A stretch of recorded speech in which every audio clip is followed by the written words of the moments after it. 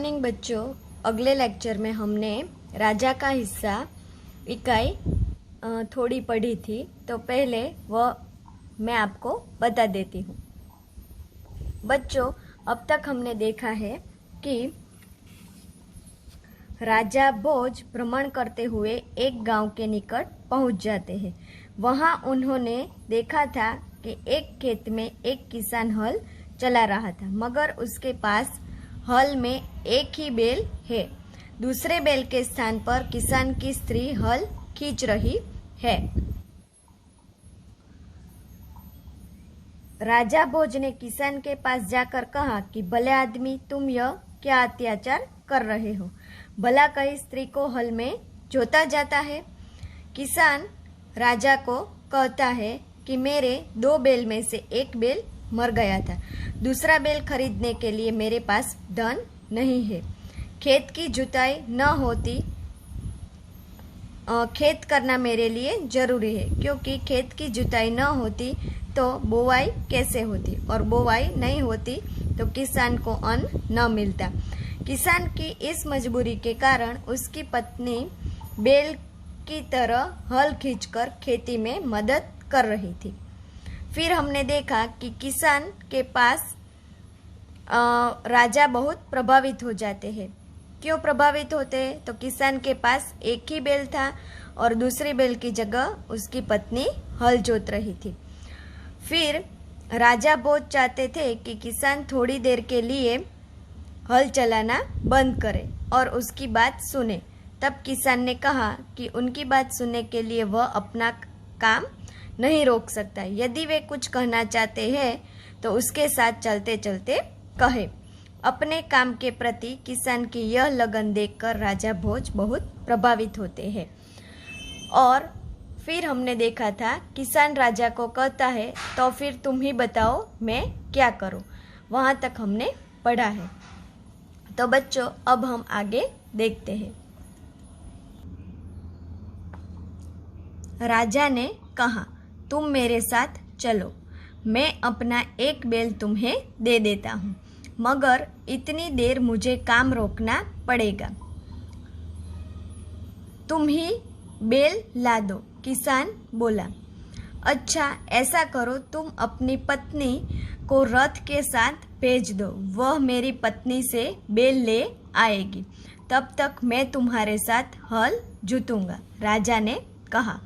किसान इस बात पर राजी हो गया। राजा भोज हल में जुट गया और किसान की पत्नी रथ के पास चली जाती है। उसने रानी को सारी बात बता दी।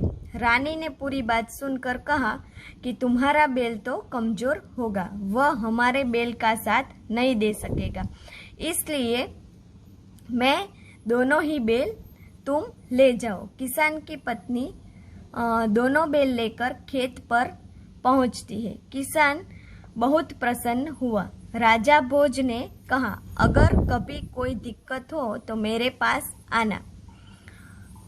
कहकर राजा भोज ने उसे अपना परिचय दिया, तो किसान बहुत शर्मिंदा हुआ। तो बच्चों, हमें यह पता चलता है कि राजा किसान की मदद करता है, लेकिन कैसे? वह खुद हल जोतने लगता है। किसान को पता नहीं था कि अपने 2 बैल देकर जिसने उसकी सहायता की है वह और कोई नहीं, स्वयं राजा भोज है। जब महाराज ने किसान को अपना परिचय दिया, तब किसान बहुत शर्मिंदा हो जाता है। उसने राजा से बार बार क्षमा मांगी। राजा प्रसन्न होकर वापस चल दिए। उस बार उस किसान के खेत में बहुत अच्छी फसल हुई। उसके आश्चर्य का ठिकाना न रहा जब उसने देखा कि खेत के जितने हिस्से को राजा भोज ने जोता था उसमें मोती उगे थे, बाकी के हिस्से में उम्दा किस्म के गेहूं उगे थे। किसान बहुत प्रसन्न हुआ। किसान ने सारे मोती इकट्ठे किए और राजा भोज के पास जा पहुंचा। उसने सारे मोती राजा भोज के चरणों में रख दिए और राजा को सारा किस्सा कह सुनाया।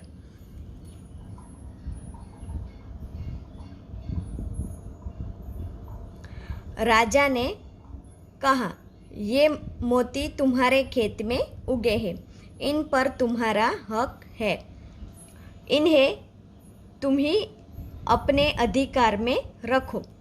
नहीं महाराज, यह आपके परिश्रम का प्रताप है, इसलिए इन्हें नहीं ले जाऊंगा। मेरी प्रार्थना है कि आप इन्हें राजकोष में जमा कर ले और गरीबों की भलाई के लिए काम में ले।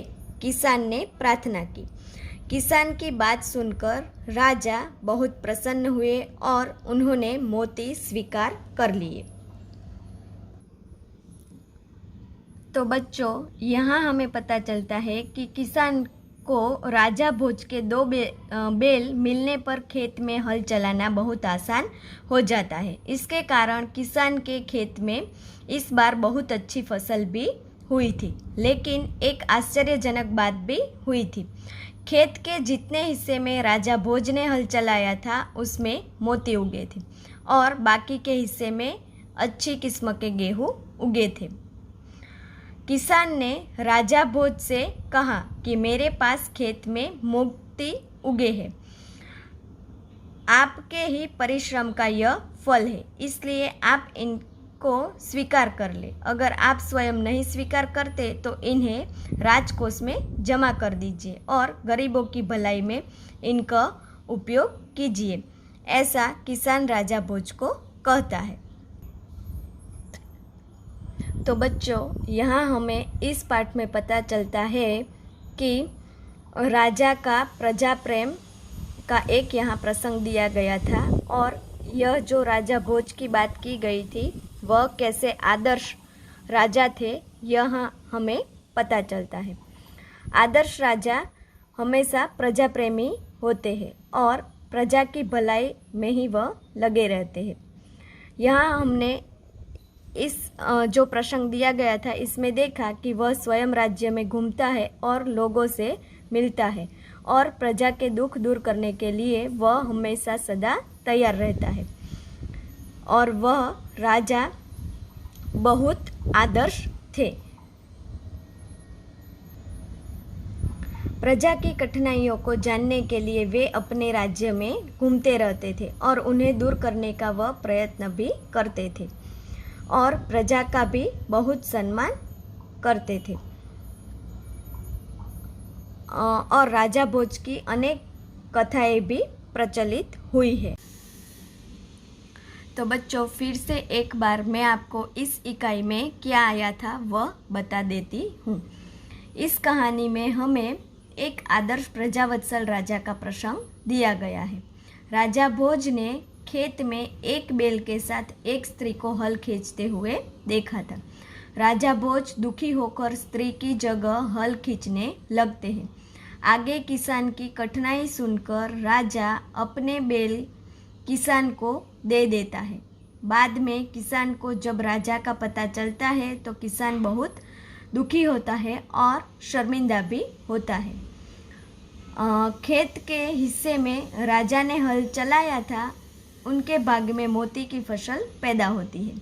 किसान राजा को अर्पण करता है, लेकिन राजा मोती लेने से इनकार कर देते हैं। किसान की विनती से राजा मोती खुद न लेकर राजकोष में रख लेते हैं। इस तरह प्रजावत्सल राजा और प्रामाणिक किसान की बात इस कहानी में हमें बताई गई है।